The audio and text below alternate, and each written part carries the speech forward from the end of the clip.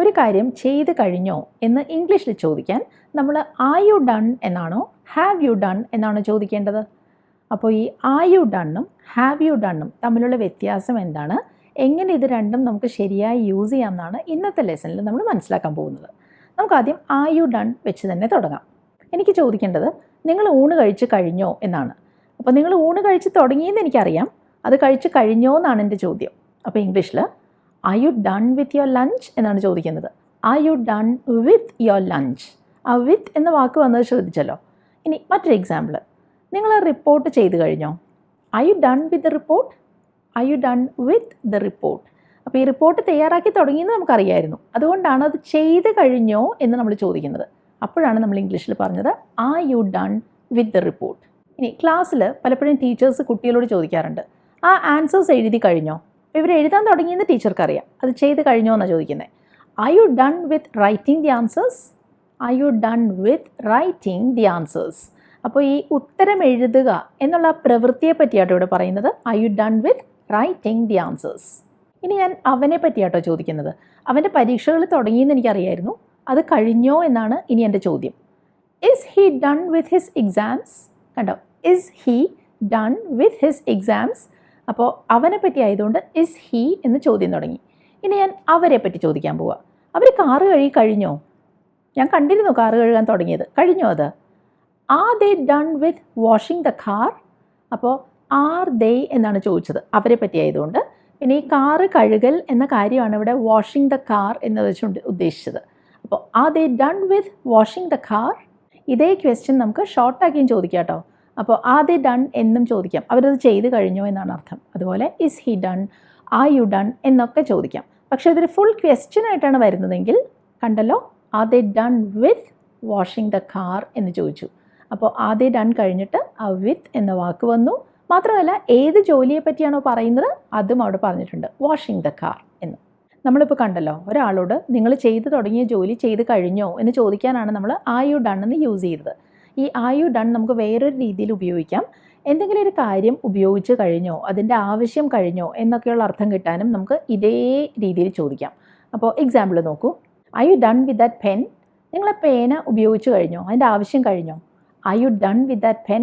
മറ്റൊന്ന്, നിങ്ങളെ കത്രിക ഉപയോഗിച്ച് കഴിഞ്ഞോ? R you done with those scissors? ആ കത്രികയുടെ ആവശ്യം കഴിഞ്ഞോ എന്നാണ് ചോദ്യം.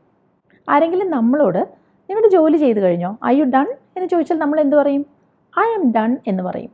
അപ്പോൾ ഈ സെൻറ്റൻസ് കാണുമ്പോൾ ഒരു പക്ഷേ നിങ്ങളിൽ കുറച്ച് പേർക്ക് ഒരു സംശയം തോന്നിയേക്കാം. ഈ ഡു എന്ന വേർബിൻ്റെ മൂന്നാമത്തെ ഫോം പാസ്റ്റ് പാർട്ടിസിപ്പിൾ ഫോം ആണല്ലോ ഡൺ. അപ്പോൾ അതുകൊണ്ട് തന്നെ ഈ സെൻറ്റൻസ് പ്രസൻറ്റ് പെർഫെക്റ്റ് ടെൻസിലാണോ വന്നിരിക്കുന്നത് എന്നൊരു ഡൗട്ട് ചിലപ്പോൾ തോന്നിയേക്കാം. പക്ഷെ അങ്ങനെയല്ല കേട്ടോ. ഈ സെൻറ്റൻസ് സത്യത്തിൽ പ്രസൻറ്റ് ടെൻസിൽ, സിമ്പിൾ പ്രസൻറ്റ് ടെൻസിലാണ് വന്നിരിക്കുന്നത്. കാരണം ഇവിടെ നമ്മൾ പറയുന്നത് ഞാൻ ഒരു ജോലി ചെയ്ത് തീർത്ത അവസ്ഥയിലാണ് എന്നാണ്. അപ്പോൾ ഈ ഡൺ എന്നത് സത്യത്തിൽ ഒരു ആഡ്ജക്റ്റീവ് ആയിട്ടാണ് ഇവിടെ വന്നിരിക്കുന്നത്. നിങ്ങൾക്ക് സംശയം ഉണ്ടെങ്കിൽ ഞാൻ വേറൊരു സെൻറ്റൻസ് കാണിക്കാം. I am happy. അപ്പോൾ ഇവിടെ ഹാപ്പി എന്ന് പറയുന്നത് ആഡ്ജക്റ്റീവ് ആണല്ലോ, അതുപോലെ തന്നെ ഒരു ആഡ്ജക്റ്റീവാണ് ഈ ഡൺ എന്ന് പറയുന്നത്. അപ്പോൾ ഇവിടെ ഐ ആം ഡൺ എന്നതുകൊണ്ട് ഞാൻ ഉദ്ദേശിക്കുന്നത് എൻ്റെ ഇപ്പോഴത്തെ അവസ്ഥ, എൻ്റെ ഇപ്പോഴത്തെ കണ്ടീഷനാണ്. അതുകൊണ്ടാണ് ഞാൻ പറഞ്ഞത് ഇത് സിമ്പിൾ പ്രസൻറ്റ് ടെൻസിലാണ് വന്നിരിക്കുന്നതെന്ന്. അപ്പോൾ എന്നെ പറ്റിയാണെങ്കിൽ ഞാൻ ഐ ആം ഡൺ എന്ന് പറയും. അവളെ പറ്റിയാണെങ്കിലോ, ഒരാളാണല്ലോ, ഷീ ഈസ് ഡൺ എന്ന് പറയും. അപ്പോൾ അവൾ എഴുതി കഴിഞ്ഞിരിക്കുന്നു, she is done with writing. ഇനി കേക്ക് ബേക്ക് ചെയ്യുന്നതിനെ പറ്റി പറയാം കേട്ടോ. ഞങ്ങൾ കേക്ക് ബേക്ക് ചെയ്ത് കഴിഞ്ഞു. We are done with baking. കണ്ടല്ലോ, we are done with baking. അപ്പോൾ കേക്ക് ബേക്ക് ചെയ്യൽ, ആ പ്രവൃത്തിയാണ് ഈ ബേക്കിംഗ് എന്നതുകൊണ്ട് ഞാൻ ഉദ്ദേശിച്ചത്. ഇനി ഇതേ കാര്യം എനിക്ക് എങ്ങനെയും പറയാം, we are done with the cake. ഞങ്ങൾ കേക്ക് തയ്യാറാക്കി കഴിഞ്ഞു. We are done with the cake. അവിടെ ദ കേക്ക് എന്ന് എഴുതിയത് ശ്രദ്ധിച്ചല്ലോ. ഇനി മറ്റൊന്ന്, ഞാനൊരു ചിത്രം വരയ്ക്കുക കേട്ടോ. അപ്പോൾ ഞാൻ വരച്ചു കഴിഞ്ഞു എന്ന് പറയണം. I M done with painting എന്ന് പറയാം. ഇവിടെ പെയിൻറ്റിംഗ് എന്ന് വെച്ചാൽ ഉദ്ദേശിച്ചത് ഈ ചിത്രം വരയ്ക്കുക എന്നുള്ളൊരു പ്രവൃത്തിയെ പറ്റിയാണ്. പക്ഷേ ഇതേ കാര്യം എനിക്ക് ഇങ്ങനെയും പറയാം, ഞാൻ ആ ചിത്രം തയ്യാറാക്കി കഴിഞ്ഞു. അപ്പോൾ ഇവിടെ ചിത്രം എന്നുള്ളതിന് നമുക്ക് പെയിൻറ്റിങ് എന്ന് തന്നെ പറയാം. പക്ഷേ സെൻറ്റൻസ് എങ്ങനെ വരും നോക്കൂ, I M done with the painting. ഈ രണ്ടാമത്തെ സെൻറ്റൻസിൽ നമ്മൾ ചിത്രം എന്നതാണ് ഉദ്ദേശിക്കുന്നത്, അതുകൊണ്ട് ദ പെയിൻറ്റിങ് എന്ന് പറഞ്ഞു. ആദ്യം വരയ്ക്കുക എന്നുള്ളൊരു പ്രവൃത്തിയെ പറ്റിയാണ് പറഞ്ഞത്. അപ്പോൾ ആദ്യത്തെ sentence I M done with painting എന്ന് മാത്രം, അവിടെ ഞാൻ ദ എന്ന് പറഞ്ഞിട്ടുമില്ല. ഇനി നമ്മൾ നോക്കാൻ പോകുന്നത് ഹാവ് യു ഡൺ എന്നത് എപ്പോഴാണ് യൂസ് ചെയ്യുക എന്നുള്ളതാണ്. ക്ലാസ്സിലൊക്കെ ടീച്ചേഴ്സ് പലപ്പോഴും ചോദിക്കാറുണ്ട്, നിങ്ങൾ ആ ഹോംവർക്ക് ചെയ്തിട്ടുണ്ടോ എന്ന് എങ്ങനെ ചോദിക്കും? Have you done your homework? Have you done your homework എന്ന്. നിങ്ങൾക്ക് ചെയ്യാനുണ്ടായിരുന്ന ജോലികളെല്ലാം ചെയ്തിട്ടുണ്ടോ? അപ്പോൾ നമ്മൾ പതിവായിട്ട് ചെയ്യുന്ന തരം ജോലികളില്ലേ, റെഗുലറായിട്ട് നമ്മൾ ചെയ്യുന്ന തരം ജോലികൾ, അതിന് നമുക്ക് ചോസ് എന്ന് വിളിക്കാം. ഈ ക്വസ്റ്റ്യൻ ഇങ്ങനെ വരും: have you done your chose? Have you done your chose? മറ്റൊന്ന്, നിങ്ങൾ പാത്രങ്ങൾ കഴുകിയിട്ടുണ്ടോ? അപ്പോൾ പാത്രങ്ങൾ കഴുകുക എന്നുള്ളതിന് ടു ഡൂ ദി ഡിഷസ് എന്ന് പറയാം കേട്ടോ. ചോദ്യം have you done the dishes? Have you done the dishes? അപ്പോൾ ഇവിടെ ഒരു കാര്യമുണ്ട്.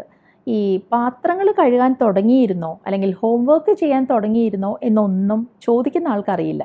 അയാൾ ആകെ ചോദിക്കുന്നത് ഇത് ചെയ്തിട്ടുണ്ടോ, ഇത് ചെയ്ത് കഴിഞ്ഞിട്ടുണ്ടോ എന്ന് മാത്രമാണ്. നമുക്ക് വേറൊരു എക്സാമ്പിളൂടെ നോക്കാം. ഞാൻ നിങ്ങളോട് ചെയ്യാൻ പറഞ്ഞിരുന്ന കാര്യങ്ങൾ നിങ്ങൾ ചെയ്തിട്ടുണ്ടോ? Have you done what I told you to do? Have you done what I told you to do?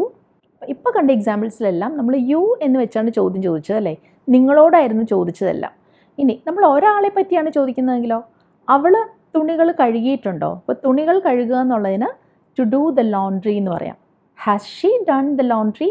Has she done the laundry? അപ്പോൾ have you done the homework എന്നതിന് എന്തായിരിക്കും ഉത്തരം? I have done the homework എന്നായിരിക്കും അല്ലേ? അപ്പോൾ ഇവിടെ done എന്നത് do എന്ന വേർബിൻ്റെ മൂന്നാമത്തെ ഫോമാണ്. ഇത് പാസ്റ്റ് പാർട്ടിസിപ്പിൾ ഫോമാണ്. ഇവിടെ സെൻറ്റൻസ് പ്രസൻറ്റ് പെർഫെക്റ്റ് ടെൻസിലാണ് വന്നിരിക്കുന്നത്. അപ്പോൾ ഇവിടെ എന്തെങ്കിലും ഒരു പ്രവൃത്തി പാസ്റ്റിൽ എപ്പോഴോ ഏതോ ഒരു പോയിന്റിൽ നടന്നു എന്ന് മാത്രമാണ് നമ്മൾ പറയുന്നത്, എപ്പോൾ നടന്നു എന്ന് പറയുന്നില്ല. അതുകൊണ്ടാണ് പ്രസൻറ്റ് പെർഫെക്റ്റ് ടെൻസ് നമ്മൾ ഉപയോഗിച്ചത്. അപ്പോൾ മുൻപ് നമ്മൾ have you done, has she done എന്നൊക്കെ ചോദിച്ച ചോദ്യങ്ങളുണ്ടല്ലോ, അതിൻ്റെ ഉത്തരങ്ങൾ ഇങ്ങനെ വരും: I have done the dishes, she has done the laundry, they have done what you told them to do എന്നൊക്കെ. അപ്പോൾ ആർ യു ഡണ്ണും ഹാവ് യു ഡണ്ണും തമ്മിലുള്ള വ്യത്യാസം മനസ്സിലായല്ലോ. ആർ യു ഡൺ നമ്മൾ യൂസ് ചെയ്യുന്നത് ഒരാളൊരു കാര്യം ചെയ്ത് തുടങ്ങിയെന്ന് നമുക്കറിയാം, അത് ചെയ്ത് കഴിഞ്ഞോ എന്നറിയണമെങ്കിൽ ആർ യു ഡൺ എന്നാണ് യൂസ് ചെയ്യുക. പക്ഷേ ഒരു കാര്യം ചെയ്തിട്ടുണ്ടോ എന്ന് മാത്രമാണ് ചോദ്യമെങ്കിൽ അവിടെ ഹാവ് യു ഡൺ എന്നാണ് ചോദിക്കുക. അപ്പോൾ ഈ ആർ യു ഡൺ എന്നതിന് പകരം നമുക്ക് വേണമെങ്കിൽ ഹാവ് യു ഫിനിഷ്ഡ് എന്നും ചോദിക്കാം കേട്ടോ. അതായത് R you done with the report എന്നതുപോലെ തന്നെ have you finished the report എന്നും ചോദിക്കാം. ഇനി നിങ്ങൾക്ക് ഞാൻ വളരെ സിമ്പിളായിട്ടുള്ളൊരു ടാസ്ക് ആട്ടോ തരുന്നത്. മലയാളത്തിൽ 2 ചോദ്യങ്ങൾ ഇവിടെ കാണാമല്ലോ. നിൻ്റെ ഹോംവർക്ക് ചെയ്ത് കഴിഞ്ഞോ? അടുത്തത് നീ ഹോംവർക്ക് ചെയ്തിട്ടുണ്ടോ? ഇതിന് ചേരുന്ന ഇംഗ്ലീഷ് ക്വസ്റ്റ്യൻ ഏതായിരിക്കും? Are you done with your homework ആണോ? Have you done your homework ആണോ? അപ്പോൾ ശരിയായ രീതിയിൽ ഈ ചോദ്യങ്ങൾ തമ്മിൽ മാച്ച് ചെയ്ത് കമൻറ്റ് സെക്ഷനിൽ പോസ്റ്റ് ചെയ്യൂ. ഇന്നത്തെ ലെസനെ പറ്റിയുള്ള അഭിപ്രായങ്ങൾ അറിയിക്കൂ. വീഡിയോ ഇഷ്ടമായെങ്കിൽ ലൈക്ക് ചെയ്യൂ. ഇനി നമുക്ക് അടുത്തതിൽ കാണാം. ബൈ.